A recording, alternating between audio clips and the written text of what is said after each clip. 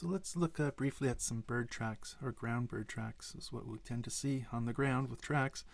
So on the left hand side is a beautiful landing from a ruffed grouse, and you can see its tail feathers at the bottom of the screen as it's coming in for a landing. You see where its feet land and do about a 3-inch slide, and then it just walks off in a kind of a swaggering sort of diagonal pattern. On the right hand side we have a crow, and look closely at the toes. It's heading up the screen, but you notice the center two toes, or the toes towards the center line, are not stuck together but are close together. That's typical of the jays, like blue jay, gray jay, crow, and raven.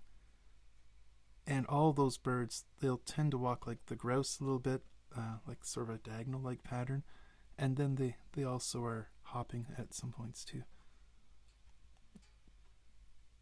This will be a sign you'll see often out there. Often it'll be buried in the snow, and when the snow melts you'll see this. That's from ruffed grouse spending the night under the snow where it's warmer.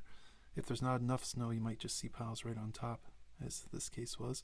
You notice the scat is a two-tone color, sort of an orange and a white.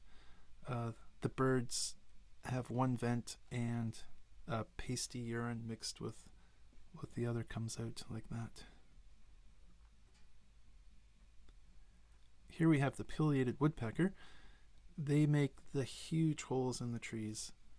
So if you see a tree riddled with giant holes, that would be the pileated woodpecker. And these are big woodpeckers. You can hear them for a long distance. And these tiny little holes here are made by the yellow-bellied sapsucker.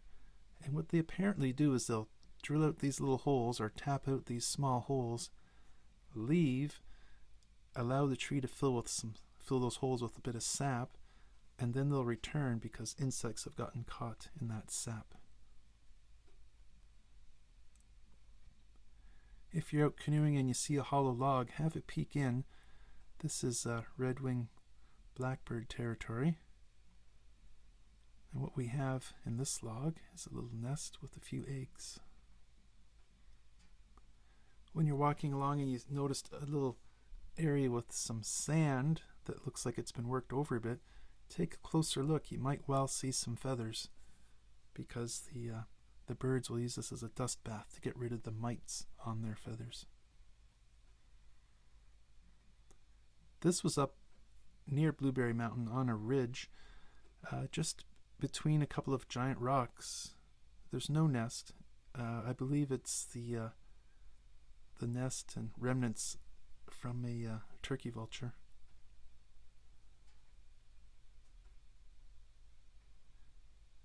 Here we have Canada geese, I think it was, with the webbed feet. On the bottom of our screen going across, there's a red squirrel trail, and then there's about a 12-inch width tail feathers that are splayed out right above that. And then shortly after, towards where the ruler is, the big bird lands. So what I think happened was it grabbed the red squirrel as it was flying across the bottom of our screen, where that little track is you can hardly see. Grabbed the red squirrel in its talons, landed, its wings came out to the side for balance as it landed in deep snow with a red squirrel in its hand. You can see a few little drops of blood there as it waddles off and then eats it just out of the photograph.